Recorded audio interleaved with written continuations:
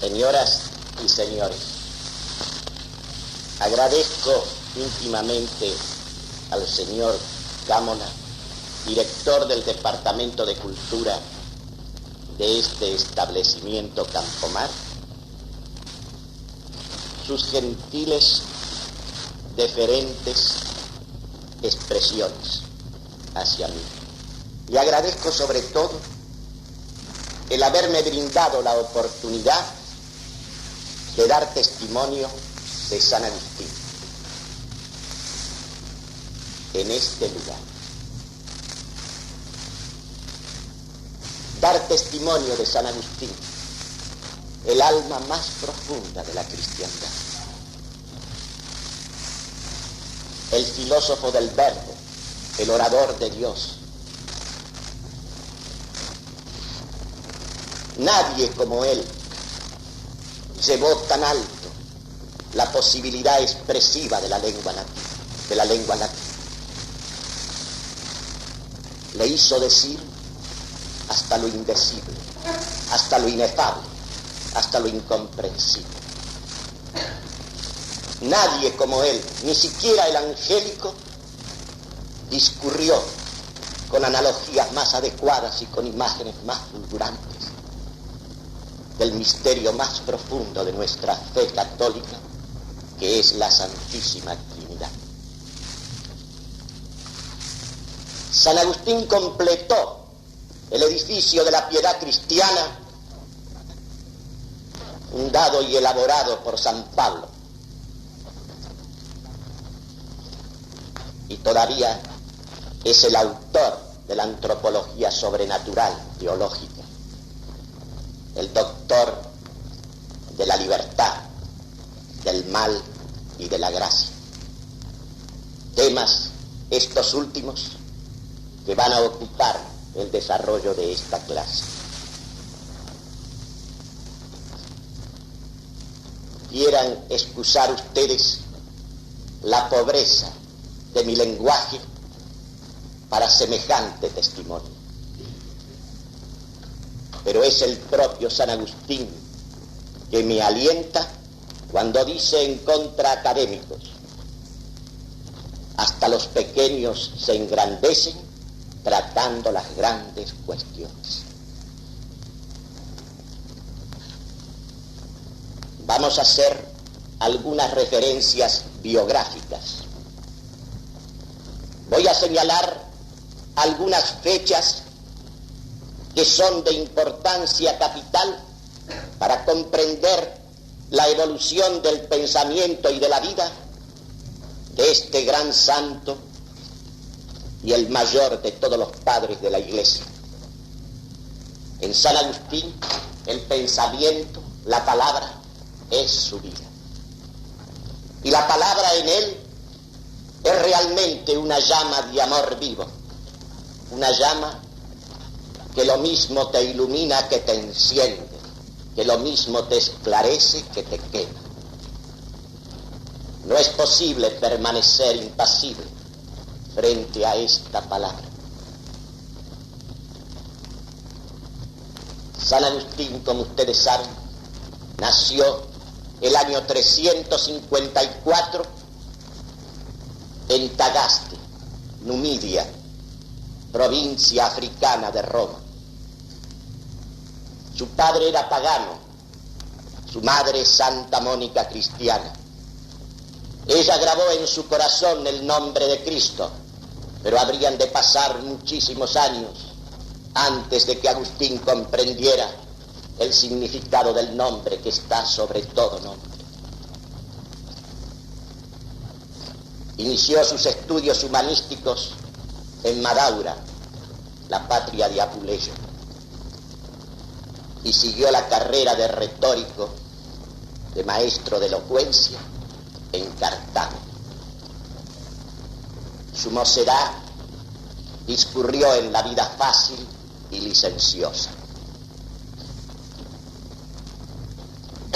Y a los 19 años ingresó en la secta de los maniqueos. La concepción maniquea del mundo y de la vida es un grosero y radical materialismo, como es hoy la base del comunismo ateo. Uno se pregunta cómo una inteligencia tan dotada como la de Agustín pudo adherir a una doctrina tan vulgar, tan ordinaria, tan plebeya. Hay una razón de esta seducción. Él mismo lo dice en las Confesiones. Y es el problema que toda la vida estuvo en el centro de sus preocupaciones, el problema del mal. Hay una seducción en medio de la vida fácil, cuando se tiene una conciencia aguda del mal que se padece en la entraña misma del ser, derivar la responsabilidad del mismo, rehusarse a aceptarlo. El maniqueísmo hace del mal un efecto en nosotros de un principio que juega en nuestro ser y en nuestra vida con la misma consistencia que el principio del bien. Cuando obramos bien, es que el principio bueno prevalece en nosotros.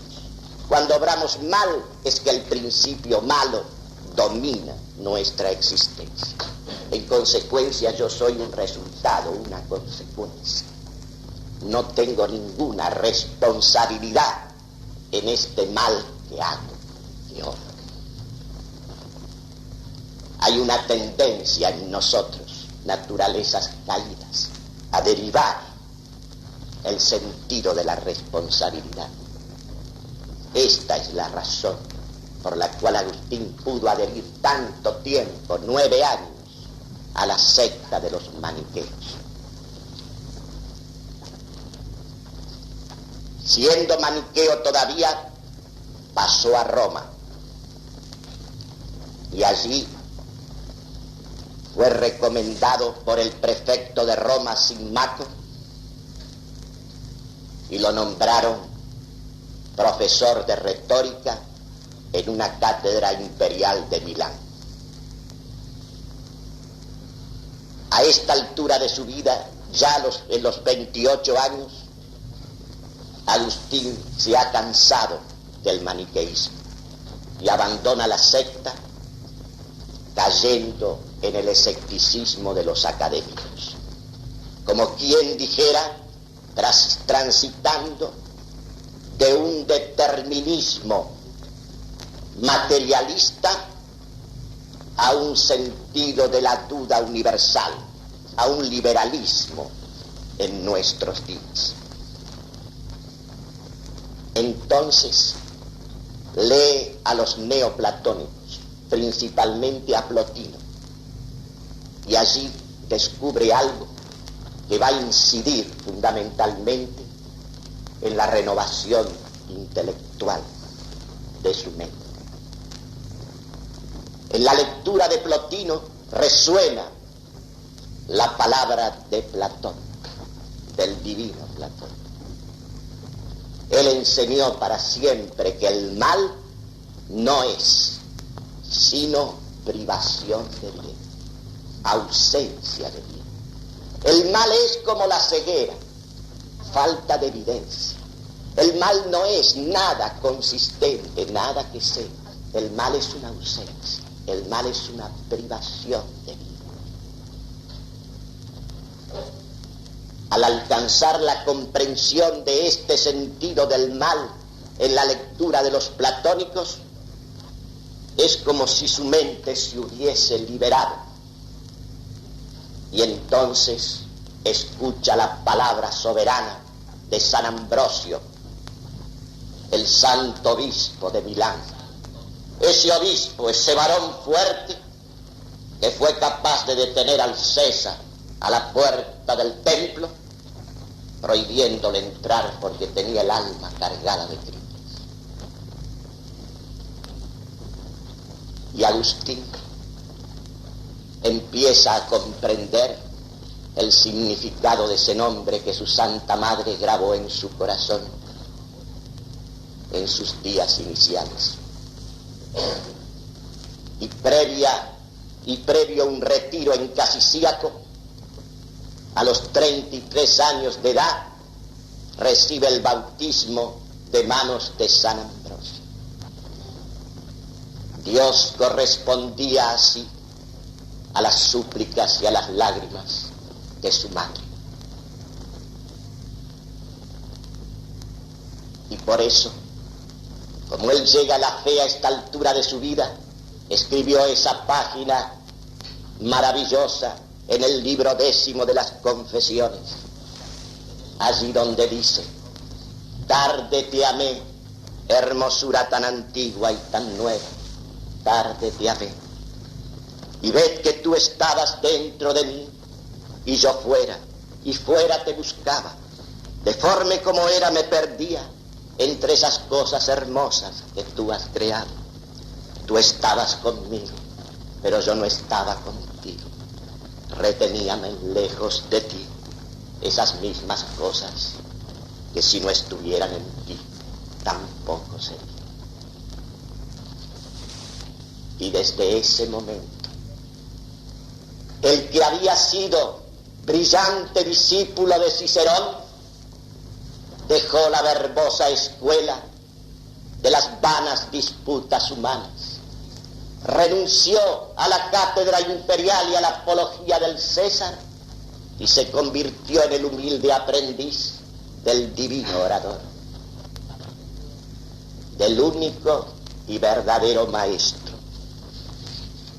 Cristo es el único y verdadero maestro porque es la palabra encarnada, porque es principio, porque nos habla, porque nos enseña y porque colma nuestra indigencia con la abundancia de su ser. Y Agustín ha sido la más perfecta imitación de ese magisterio de la palabra, porque como veremos, no hay otro magisterio que la palabra. Todo lo que no se puede enseñar con la palabra no es propiamente docencia. Hay cosas que se aprenden haciendo, como se adquiere un oficio o una manualidad, como se adquiere el conocimiento y el dominio de todo lo que es operable. Eso se aprende haciendo. Pero en orden a las mismas cosas operables, cuando queremos elevarnos a las razones por las cuales hacemos lo que hacemos, entonces esas razones solo pueden ser dichas, solo pueden ser expresadas, solo pueden ser manifestadas por el Verbo. No hay otra docencia que la palabra, porque Cristo, el verdadero maestro, es palabra. Palabra hecha carne, palabra hecha hombre, palabra que explica y palabra que llena, palabra que colma, palabra que es a la vez fuerza y vida y realización y verificación de la misma verdad. San Agustín se consagró para siempre a Cristo y a su Iglesia. Su Santa Madre murió poco después de su bautismo, ya de nuevo en Tagaste, en su tierra africana. Allí fundó un monasterio y se consagró a la vida contemplativa, que fue su vida más activa. A los 3 años de estar en Tagaste fue ordenado sacerdote y trasladado a Hipona, donde en el año 395 fue nombrado obispo. Y desde ese momento hasta el año 430 de su muerte, esa pequeña aldea de pescadores en el África romana fue la ciudad luz del imperio. La voz de San Agustín ciñó el Mare Nostrum y se escuchó desde España hasta Palestina, en las Galias y en Italia. Hipona es hoy la ciudad de Bona en la Argelia francesa. En la Argelia francesa. Y hay franceses que dicen que no es europea y que no es romana. Cuando en tiempos de San Agustín esa tierra ya pertenecía a las dos Romas. Era provincia de la Roma de los Césares y pertenecía también a la Roma de Pedro. Y era el centro de donde irradiaba la luz más nítida, más diáfana, más esclarecedora. A todos los confines del imperio llegaban las cartas, los tratados de San Agustín. En ninguna parte del mundo se habló nunca el lenguaje, el latín de San Agustín. Yo no sé de perfecciones gramaticales. Lo único que puedo decir, que voy a repetir, es que nadie ha dicho jamás tanto como le hizo decir Agustín a la lengua latina.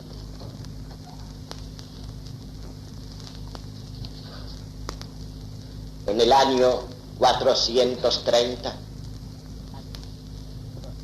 Hipona estaba soportando un largo asedio de los vándalos de Alarico, que después de arrasar Italia por la traición del conde Bonifacio invadieron el África romana y pasaban arrasándolo todo. Pusieron sitio a Hipona y sus habitantes resistieron heroicamente largos meses. Y a pesar de que eran hombres de fe, cundió la desesperación. Y entonces, cuando ya no podían resistir más, acudieron al obispo, anciano y enfermo ya para morir. ¿Y qué les dijo el obispo a la vista de su desesperación?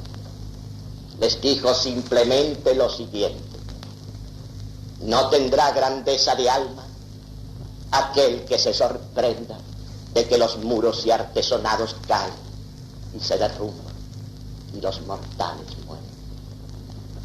¿Qué es lo que les va a ocurrir a ustedes cuando entren los vándalos y lo incendien y lo arrasen y cieguen la vida de todos ustedes? ¿Qué es lo que les va a ocurrir? Que no nos ocurra lo mismo sin vándalos y sin asedio. Estos muros y artesonados han de derrumbar sin vida. Y la vida tenemos que entregarla a todos nosotros. Aunque no haya sitio de los vándalos, aunque no haya arrasamiento, aunque las vidas de los muros, aunque las vidas no sean cegadas, igual se van a derrumbar todos los muros, igual van a morir todos los muros. ¿Qué quiso decirles el santo con esta palabra? ¿Qué es lo que les recordó a esos feligreses suyos? Les recordó que las cosas y los bienes materiales están para servir a la vida material, a la vida terrena del hombre. Y que esta vida terrena de cada uno de nosotros está para ser empleada, para ser gastada en el servicio de Dios y en el servicio de todo aquello que es de Dios, en las cosas que nos rodean. Y que lo decisivo es comprender que este no es un lugar de soluciones definitivas, sino un lugar de prueba. Y que cuando nos enfrenta una de esas pruebas decisivas, en que lo más probable y lo más seguro es que Dios permita que seamos despojados de todo, incluso de la vida, es para que sepamos que estamos aquí para el testimonio de la eternidad y para merecer la eternidad a través de la vida que se ofrece con todos los bienes que ella tiene. Hace pocos días el Papa Juan XXIII hablando a un grupo de misioneros, ha hablado el mismo lenguaje que les habló el obispo Agustín a sus fieles del poder. Porque claro está, hoy estamos soportando en el alma y en la ciudad y en la patria y en todo el mundo todavía cristiano un asedio de otros vándalos. El Papa los llamó otro Goliat y les recordó a los misioneros el encuentro de David y de Goliat y les dijo: la simplicidad del pequeño David enfrentando al gigante representa en verdad la Iglesia Católica santa y bendita. Dejad venir al gigante con su tremenda amenaza. Como el joven David, los hijos de la Iglesia de Cristo lo enfrentarán con la fuerza de Dios. ¿Cuál es la fuerza de Dios? Es esa que hace la grandeza de alma de que hablaba usted. La fuerza de Dios es el Verbo hecho carne. Es el Verbo hecho carne que habitó entre nosotros y quedó para siempre con nosotros. Porque Él ha unido hipostática sustancialmente en la unidad de su persona la naturaleza divina y la naturaleza humana. La naturaleza divina y la naturaleza humana para siempre indivisibles. Por eso no puede haber una vida humana en conformidad con su naturaleza que no esté unida, que no esté sostenida, que no esté nutrida por la naturaleza divina. Y lo que hace la fuerza de Dios en nosotros es la fuerza de la fe y de la esperanza y de la caridad sobrenaturales, que significa la encarnación del Verbo y la redención, la divina redención. ¿Qué quiere decir la fuerza de Dios en nosotros? Quiere decir simplemente que nosotros no podemos considerar absolutamente ninguna cuestión del orden natural dividida de Cristo. Digo nosotros cristianos. Porque ¿qué podemos entender nosotros de las cosas de Dios, de la vida misma de Dios? ¿Qué puede nuestra razón discurrir sin la asistencia de la fe sobrenatural?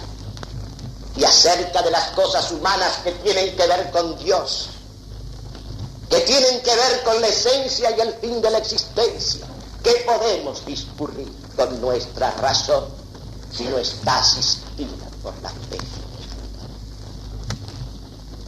Y en orden a nuestra libertad, esa libertad que no se cae de los labios en todos esos discursos sonoros que se oyen en todas partes. ¿Qué libertad real y verdadera podemos vivir en cualquier orden que sea fuera de la gracia de Dios?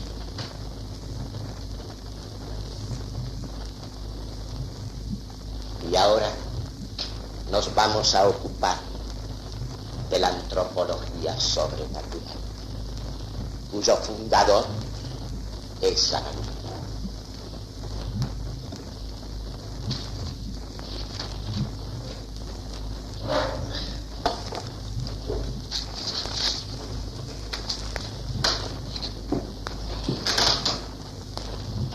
Lo primero, ¿para qué sirve la fe?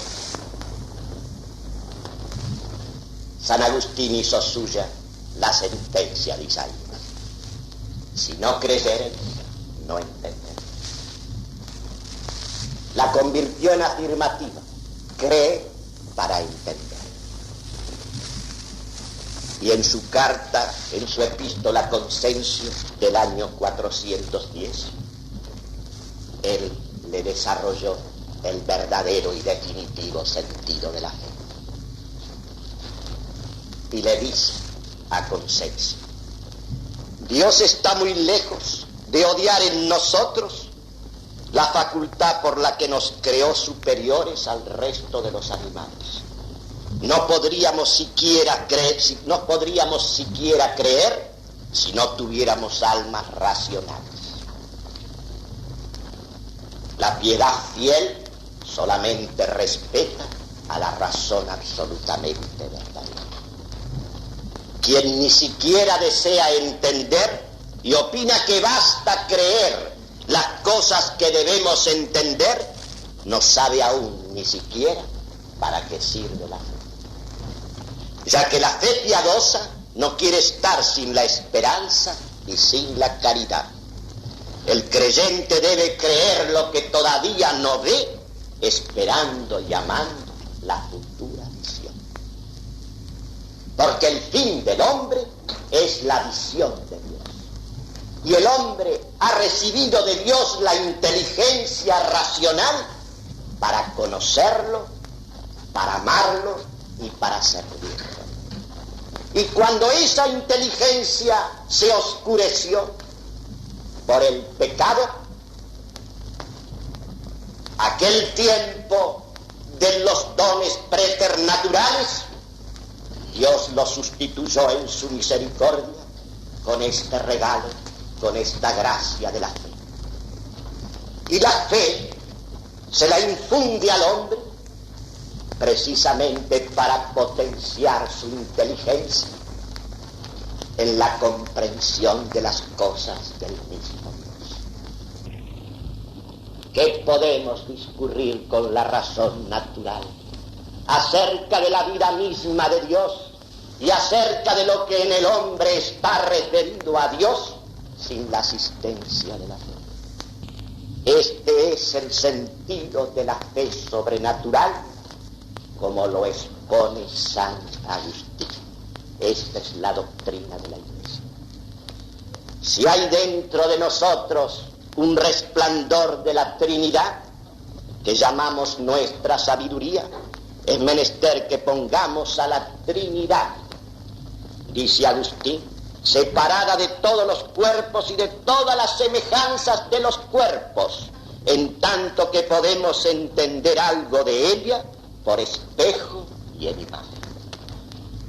Aquí nos está indicando San Agustín, como luego lo va a hacer Santo Tomás en el Tratado de Santísima Trinidad de la Suma Teológica, de que nunca debemos analogar la Santísima Trinidad con semejanzas corporales, como se suele usar en una mala pedagogía cristiana.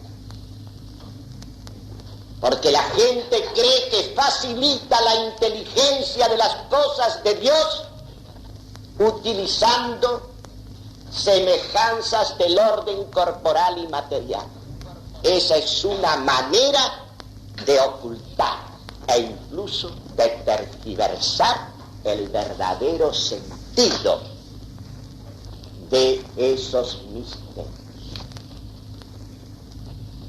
Por eso dice San Agustín, es menester que pongamos a la Trinidad separada de todos los cuerpos y de todas las semejanzas de los cuerpos, en tanto que podamos entender algo de ella por espejo y en imagen. No es pequeño principio de conocimiento de Dios el conocer ya lo que Dios no es, que eso sí lo podemos lograr con la razón natural, saber lo que Dios no es, antes de que podamos conocer lo que es. Y luego agrega, ama intensamente el entender, ama intensamente la inteligencia. Y todavía agregó lo siguiente en una epístola en la cual él refutaba a Manes y al maniqueísmo. Presentadme, dice Agustín, una verdad manifiesta que no deje lugar a duda en contra de las propuestas por la fe, y yo abandonaré esta por Dios. Y yo abandonaré la fe por esa verdad. Claro que esto no puede ocurrir, porque la fe es para la inteligencia, es para la verdad. Y nada de lo que nos ha sido revelado por Dios puede jamás entrar en contradicción con la inteligencia que Dios ha creado. Por eso, la encarnación del Verbo no significa la abrogación de la ley natural, sino su perfeccionamiento y potenciación por la gracia de Dios.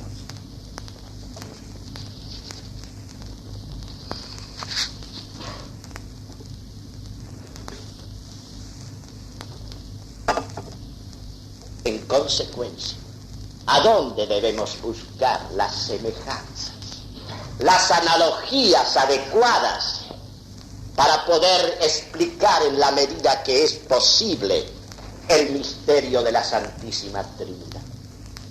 Pues el mismo Dios nos indica dónde. En el libro del Génesis dice Dios: hagamos al hombre a nuestra imagen y semejanza.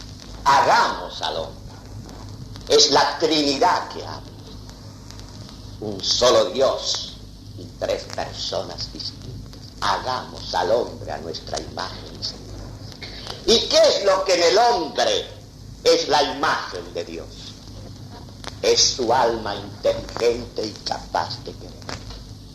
¿A dónde vamos a encontrar nosotros como en espejo y en imagen la sombra de la Santísima Trinidad? Allí, en la parte superior de la vida del alma, en la vida de la inteligencia y de la voluntad. Y justamente la psicología sobrenatural que San Agustín nos ha dejado en el Tratado de Santísima Trinidad es un desarrollo de estas analogías entre el modelo y la imagen. ¿Dónde lo busca Agustín? Allí, en la parte espiritual inmaterial de la vida del hombre, en la vida de la inteligencia, en la vida del pensamiento, que es para perfeccionarse en la verdad, y en la vida de la voluntad, que es para obrar libremente el bien absoluto, la justicia plena.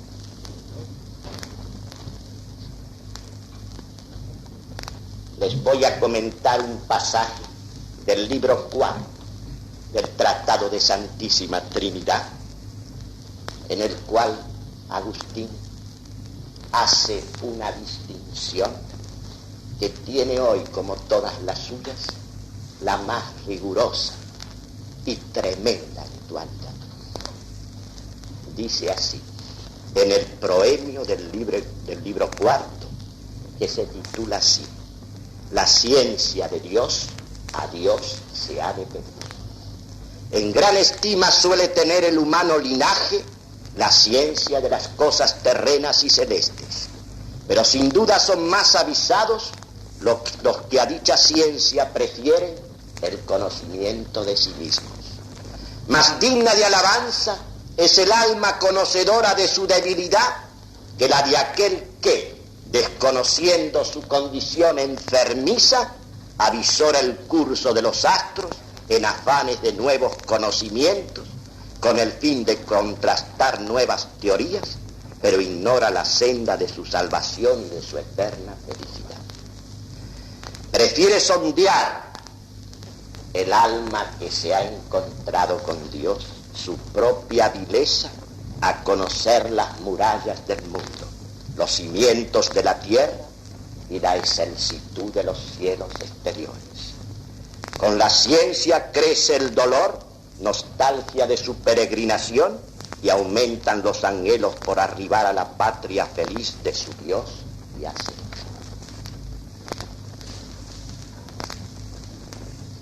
Claro está. Sí, el alma que piensa y que quiere. Esa alma que en nosotros, a la vez que es principio que anima y vivifica el cuerpo, es principio que conoce y que ama. Sí, ella ha sido creada a imagen y semejanza de Dios. Y a la vista de Dios asumimos conciencia de esa condición enfermiza, de esa condición que traemos al nacimiento, de esa imagen deformada y contrahecha de Dios, porque el hombre asume conciencia de su ignorancia y asume conciencia inclusive de esa que es la peor de las ignorancias, creer que uno sabe cuando no sabe, lo que se llama necedad o estulticia. En la misma forma que asumimos conciencia de que aún queriendo el bien, queriéndolo con todo el alma, obramos efectivamente el mal que no queremos.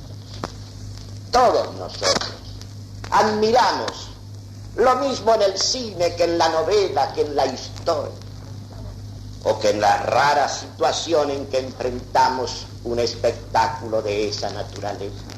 Admiramos el testimonio del heroísmo, de la abnegación, del olvido de sí mismo por un acto de amor, de servicio a Dios, a la patria, a la familia, a los amigos. ¿Y qué acontece? Que eso que admiramos, que eso que quisiéramos nosotros mismos realizar, cuando llega el momento de obrar en la vida cotidiana, ¿qué es lo que pesa en nuestras decisiones? Esa abnegación, esa vida esforzada, ese heroísmo que hemos admirado, o el cálculo, o el interés, o los deleites menudos, condicionan nuestra respuesta efectiva. De manera que cuando el hombre asume conciencia de su situación, se encuentra con que esa imagen de la suma perfección, que es él por su mejor ser, y que a pesar de la deformación sufrida por el pecado original, el hombre conserva una nostalgia de Dios y de esa grandeza para la cual ha sido creado, iluminado por el mismo Dios, asume conciencia del verdadero significado y origen de esa condición. ¿De qué nos vale dominar los espacios siderales? ¿De qué nos vale tener en nuestra mano el manejo de todas las fuerzas materiales del universo? ¿De qué nos vale viajar a Marte o a la Luna y amedrentar a las gentes con monstruos tremendos y prodigiosos? Y yo abandonaré la fe por esas verdades. Claro que esto no puede ocurrir, porque la fe es para la inteligencia, es para la verdad. Y nada de lo que nos ha sido revelado por Dios puede jamás entrar en contradicción con la inteligencia que Dios ha creado.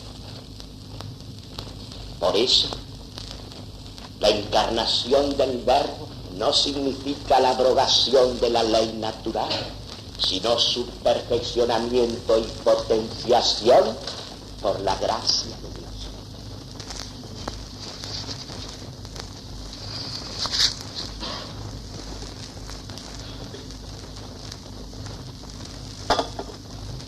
En consecuencia, ¿a dónde debemos buscar las semejanzas, las analogías adecuadas para poder explicar en la medida que es posible el misterio de la Santísima Trinidad?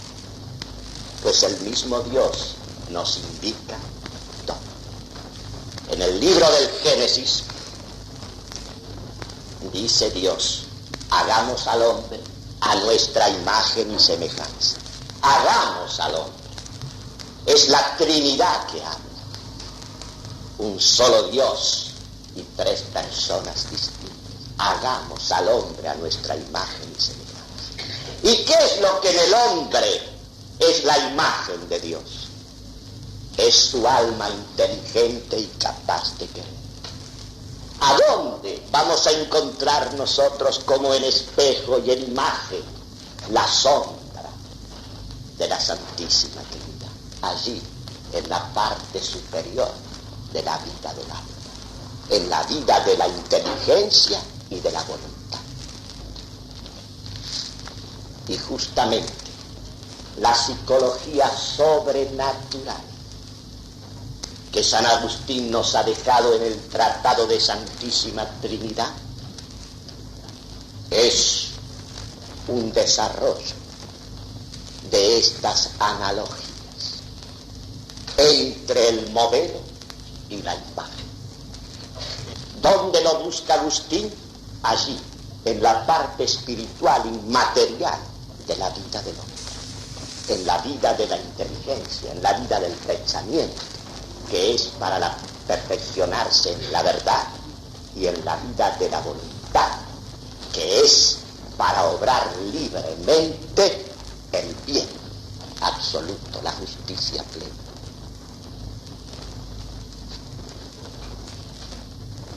Les voy a comentar un pasaje del libro 4 del Tratado de Santísima Trinidad, en el cual Agustín hace una distinción que tiene hoy, como todas las suyas, la más rigurosa y tremenda actualidad. Dice así, en el proemio del libro 4, que se titula así: La ciencia de Dios, a Dios se ha de pedir. En gran estima suele tener el humano linaje la ciencia de las cosas terrenas y celestes, pero sin duda son más avisados los que a dicha ciencia prefieren el conocimiento de sí mismos. Más digna de alabanza es el alma conocedora de su debilidad que la de aquel que, desconociendo su condición enfermiza, avisora el curso de los astros en afanes de nuevos conocimientos, con el fin de contrastar nuevas teorías, pero ignora la senda de su salvación y de su eterna felicidad. Prefiere sondear el alma que se ha encontrado con Dios, su propia vileza, a conocer las murallas del mundo, los cimientos de la tierra y la excelsitud de los cielos exteriores. Con la ciencia crece el dolor, nostalgia de su peregrinación, y aumentan los anhelos por arribar a la patria feliz de su Dios y a sí mismo. Claro está. Si el alma que piensa y que quiere, esa alma que en nosotros, a la vez que es principio que anima y vivifica el cuerpo, es principio que conoce y que ama, si ella ha sido creada a imagen y semejanza de Dios, y a la vista de Dios asumimos conciencia de esa condición enfermiza, de esa condición que traemos al nacimiento, de esa imagen deformada y contrahecha de Dios, porque el hombre asume conciencia de su ignorancia y asume conciencia inclusive de esa que es la peor de las ignorancias, creer que uno sabe cuando no sabe, lo que se llama necedad o estulticia. En la misma forma que asumimos conciencia de que aún queriendo el bien, queriéndolo con todo el alma, obramos efectivamente el mal que no queremos. Todos nosotros admiramos lo mismo en el cine que en la novela, que en la historia. o que en la rara situación en que enfrentamos un espectáculo de esa naturaleza, admiramos el testimonio del heroísmo, de la abnegación, del olvido de sí mismo por un acto de amor, de servicio a Dios, a la patria, a la familia, a los amigos. ¿Y qué acontece? Que eso que admiramos, que eso que quisiéramos nosotros mismos realizar, cuando llega el momento de obrar en la vida cotidiana, ¿qué es lo que pesa en nuestras decisiones? Esa abnegación, esa vida esforzada, ese heroísmo que hemos admirado, o el cálculo, o el interés, o los deleites menudos, condicionan nuestra respuesta efectiva. De manera que cuando el hombre asume conciencia de su situación, se encuentra con que esa imagen de la suma perfección, que es él por su mejor ser, y que a pesar de la deformación sufrida por el pecado original, el hombre conserva una nostalgia de Dios y de esa grandeza para la cual ha sido creado, iluminado por el mismo Dios, asume conciencia del verdadero significado y origen de esa condición. ¿De qué nos vale dominar los espacios siderales? ¿De qué nos vale tener en nuestra mano el manejo de todas las fuerzas materiales del universo? ¿De qué nos vale viajar a Marte o a la Luna y amedrentar a las gentes con monstruos tremendos y prodigiosos, si nosotros no tenemos el más mínimo dominio, librados a sí mismos de nuestra propia alma, de nuestra propia conducta? ¿Cuál es el espectáculo que ofrece el mundo de hoy? Es lo que ya anticipó Agustín. Dice él: la ciencia del espacio sin raíz no es crecimiento, es derrumba. Ustedes tienen los progresos más maravillosos, el dominio técnico más extraordinario del movimiento y de la distancia, y al mismo tiempo un esclavo aterrado en que se va convirtiendo el hombre en todas partes. Coincide un infierno en la tierra con todos estos prodigios de la ciencia y de la técnica. Simplemente porque nosotros los cristianos de la civilización de Occidente, nosotros lo hemos desencarnado a Cristo. Lo hemos dividido a Cristo. Lo que Él ha unido lo hemos dividido en nuestro pensamiento. Y hemos promovido una ciencia sin fe. Y nosotros nos hemos promovido en una libertad que desprecia el auxilio de Dios.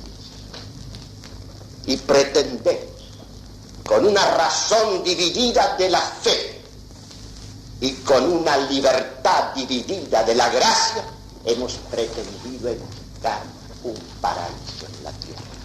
Y lo que estamos realizando es un infierno, una figura del infierno. Porque el amor de Dios, la caridad de Dios, no es solamente misericordia, es justicia implacable. Coinciden en la caridad de Dios la justicia que castiga inclusive con el infierno eterno, y la misericordia infinita. Y la prueba de que es así es que cuando Él envía a su Hijo en la carne,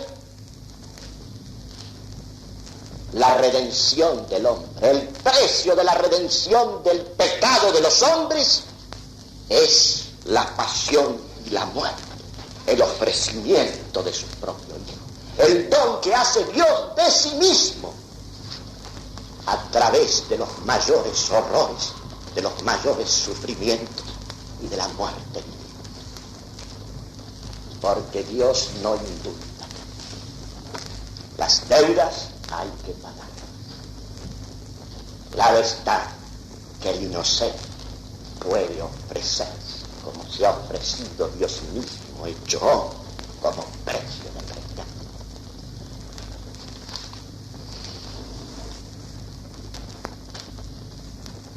Claro está. Nosotros, inclusive nosotros los católicos, hemos sido cada vez más, no ya promoviéndonos en una ciencia de las cosas materiales al margen de Cristo, cosa que se puede hacer.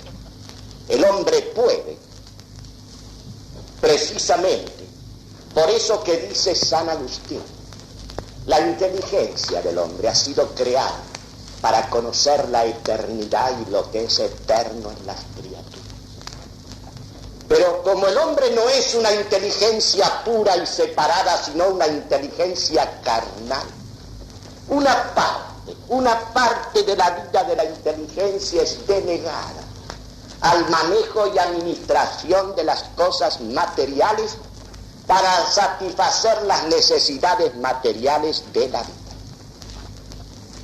Justamente, esta civilización cristiana que se ha ido apartando y que ha ido relegando de Cristo en todo el orden temporal y relegando la vida espiritual al fuero privado y al templo, indudablemente ha podido desarrollar esta prodigiosa ciencia físico-matemática exacta y experimental de la naturaleza, desde Descartes y Galileo hasta Cristo. Y se han obrado todos estos prodigios.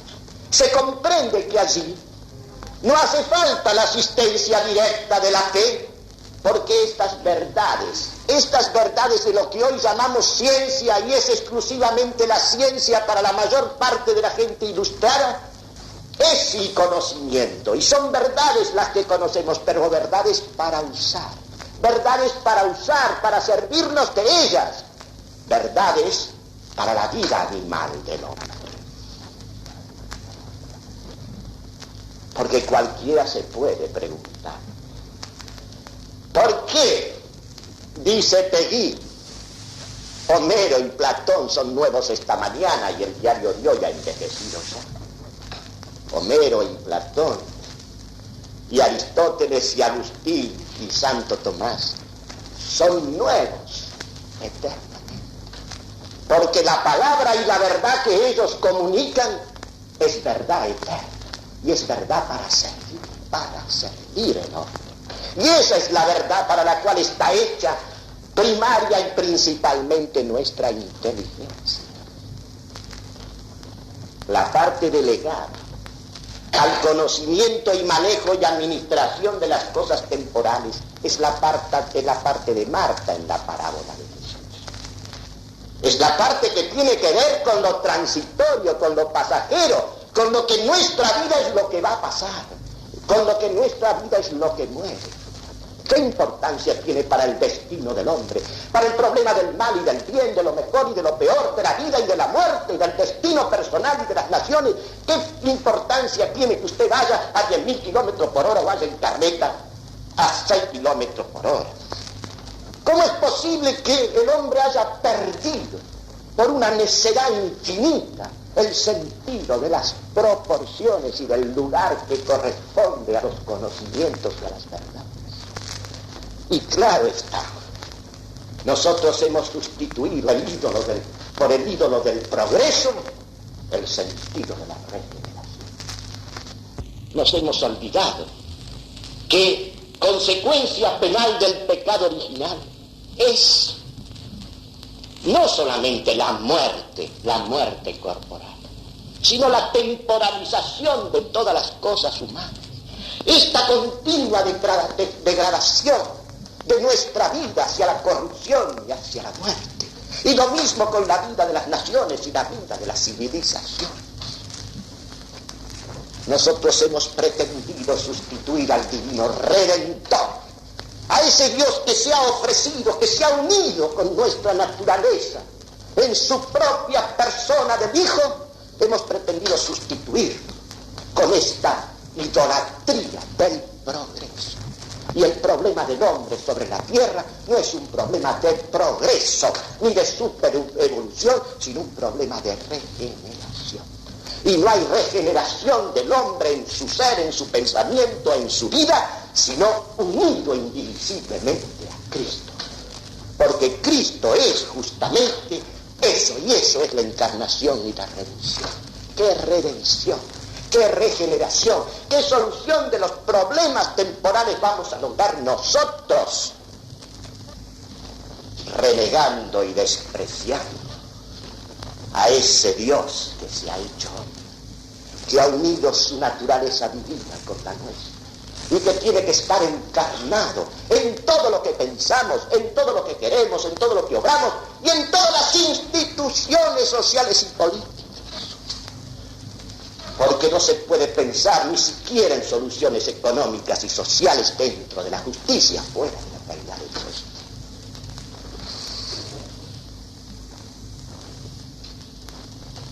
Decía que Agustín es el autor de la antropología sobrenatural. Allí en el Tratado de Santísima Trinidad nos muestra cómo el alma que piensa y que conoce la verdad y que es capaz de amar es como un reflejo de la misma Trinidad.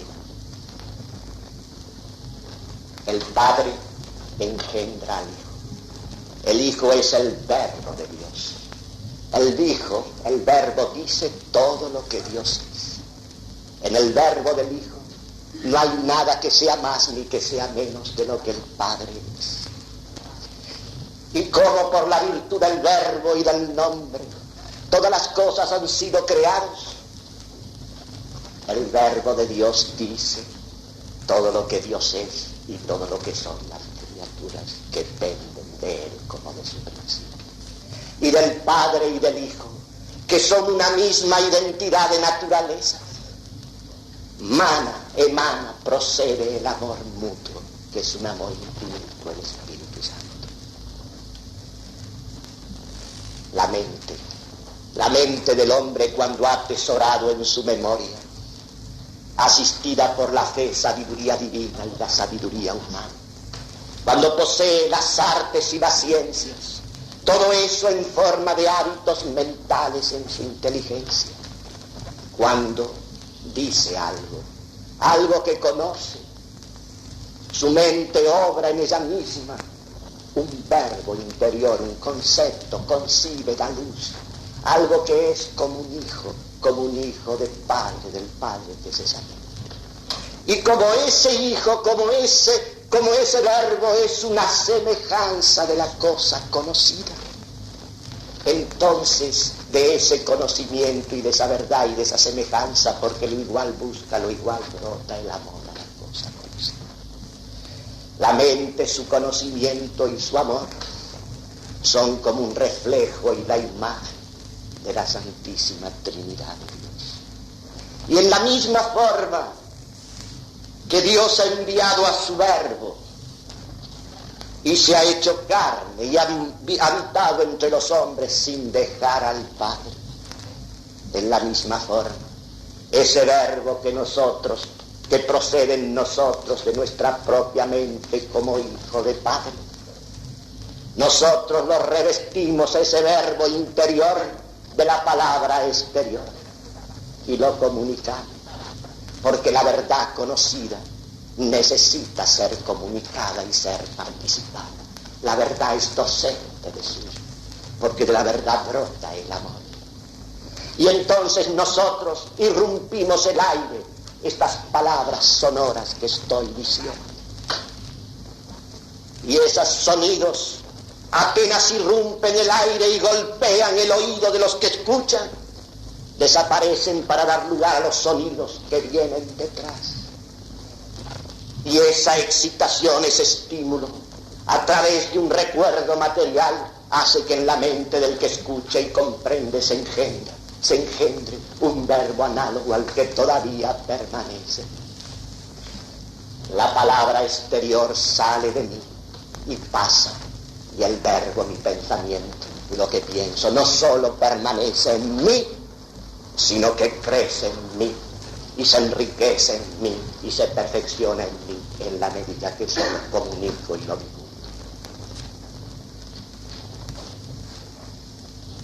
El verbo de Dios se hizo carne sin dejar de ser Dios. El verbo del hombre se hace voz sin dejar de ser ese verbo interior. Y ahora les voy a leer una página de San Agustín, una de las muchas, acerca de este prodigio, de esta maravilla de la verdad. Pensar que hoy los hombres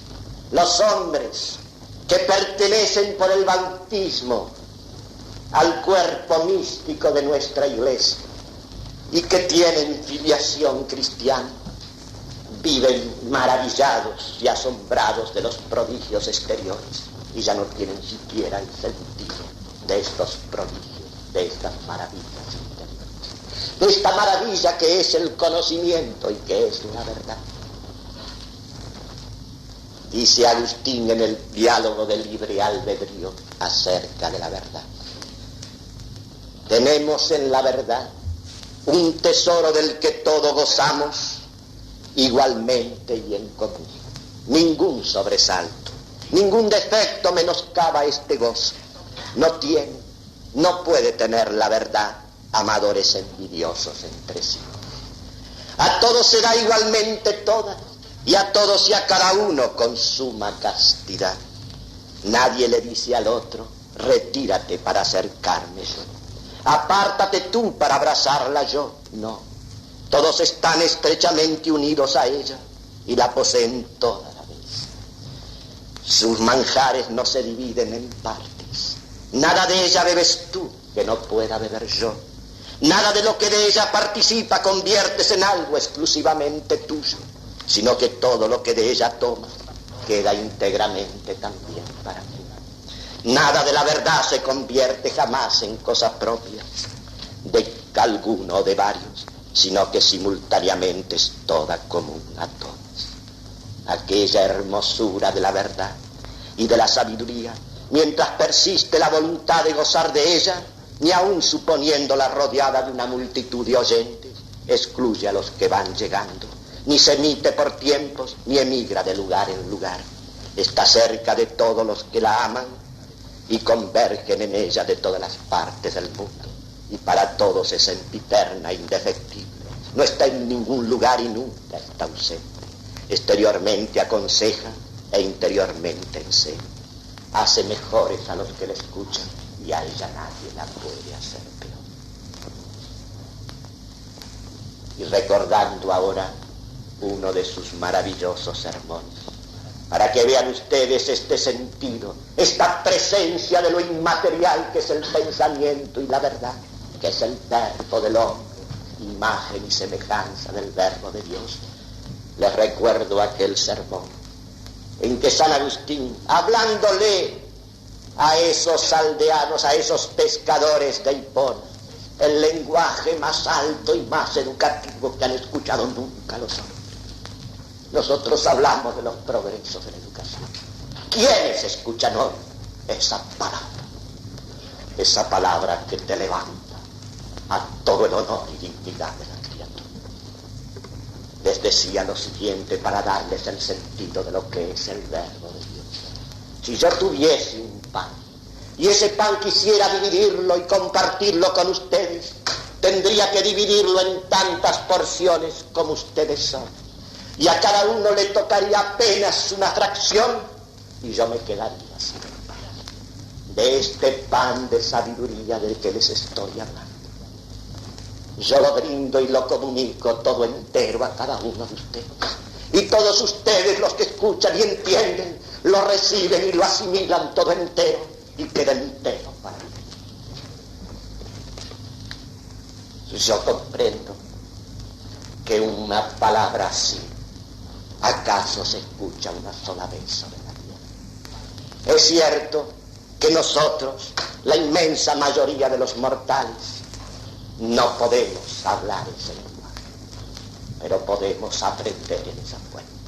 Tenemos el deber, lo que enseñamos, de conocer la más alta palabra, porque esta palabra el que la oye no la puede olvidar jamás. Y los que educamos tenemos el deber de dar testimonio de la grandeza. La mediocridad es incompatible con la docencia, y es incompatible sobre todo con la docencia cristiana, que es la docencia del verbo de Dios.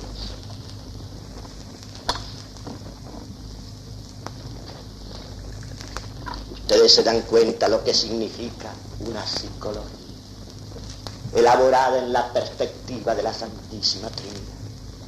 Ustedes se dan cuenta lo que quiere decir darle a la juventud el sentido de lo que es el alma y la vida del alma a través de estas analogías, a través de este discurso y de este mundo.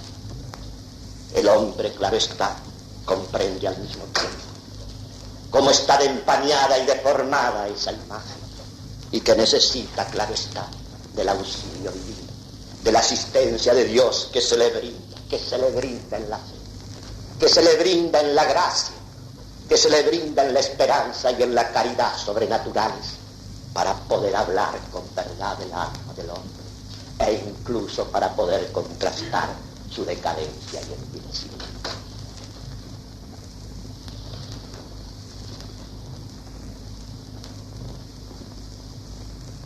¿Qué ha ocurrido con la docencia? ¿Qué ha ocurrido con la educación de la inteligencia? Incluso en la gente católica. Nosotros hemos ido laicizando las ciencias del hombre. La psicología, la sociología, la política, la historia que nosotros católicos enseñamos no es, digamos así, dentro del espíritu de una antropología sobrenatural. Es una psicología secularizada, naturalista, una sociología, una política.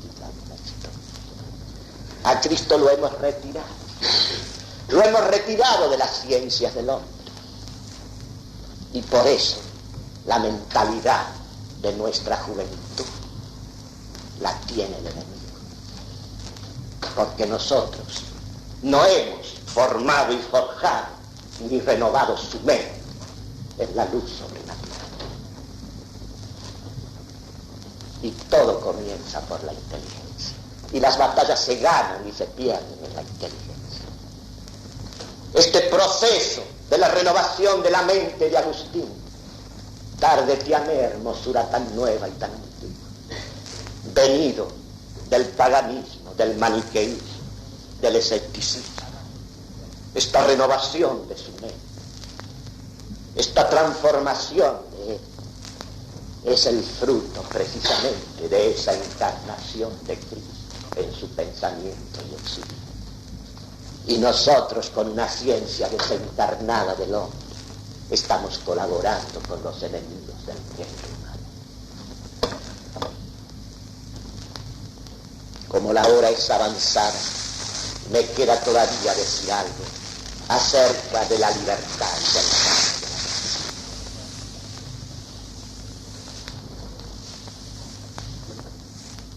¿Qué es el pecado original? El pecado original es simplemente que el hombre, pudiendo y estando en las condiciones más óptimas y con todas las existencias naturales y aún preternaturales de Dios mismo, para preferir lo mejor, para preferirlo a Dios, se prefirió a sí mismo. Seducido por Satanás. Es aquello mismo, la figura de ese pecado, nos la ilustra San Agustín con su propia experiencia. Allí en las Confesiones nos habla de aquel hurto de las peras en un huerto. Él tenía mejores perales y mejores frutos en su propia huerta. ¿Qué es? ¿Qué es lo que lo sedujo? ¿Qué es lo que lo movió a robar ese fruto que apenas lo mordía, lo tiraba? Lo dice él, simulando cautivo una libertad para hacer impunemente lo que estaba prohibido, imagen tenebrosa de tu omnipotencia, imagen tenebrosa de tu omnipotencia. Eso fue el pecado. Quiso ser como Dios. Él le había brindado todo el paraíso terrenal, solamente como un signo de su presencia y de su soberanía y de su majestad, le dijo: de los frutos de este árbol, exclusivamente de este árbol, no has de comer. Si comes, morirás. ¿Y en qué consistió la seducción del rebelde? Consistió precisamente en sugerirle que haciendo eso que estaba prohibido, él remedaba la omnipotencia de Dios. Asumía impunemente la libertad de permitírselo todo. Y esa es la atracción de lo prohibido, esa es la seducción de lo prohibido. Quiso ser como Dios, quiso remedar en una ficción la omnipotencia de Dios. Y claro está, una vez obrado el mal, inmediatamente a sí mismo resplandeció la justicia. Y el castigo de Dios consistió en lo siguiente: has querido estar sin mí, me has despreciado a mí por preferirte a ti. El castigo consiste en dejarte librado, en hacer lo que tú mismo has querido, dejarte librado a ti. Y claro está, cuando a uno lo dejan librado a sí mismo, cuando a la criatura la dejan librado a sí mismo, ¿se queda con qué? ¿Con su naturaleza? No. Se queda con la nada, que es el único haber que ella tiene. Porque todo lo que en la criatura es y tiene, lo ha recibido. Y por eso el hombre del pecado declina hacia él. No es que se convierta en nada, declina hacia él.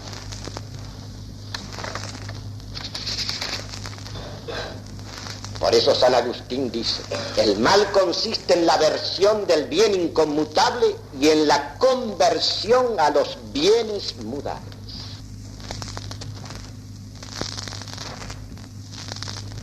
Lo que acabamos de decir, de este testimonio que he querido dar de la más alta palabra humana que se ha escuchado sobre la tierra, quiero insistir todavía en esta situación de crisis total en que nos encontramos como consecuencia de la progresiva separación y desencarnación del Verbo de Dios en todos los órdenes del pensamiento y de la vida.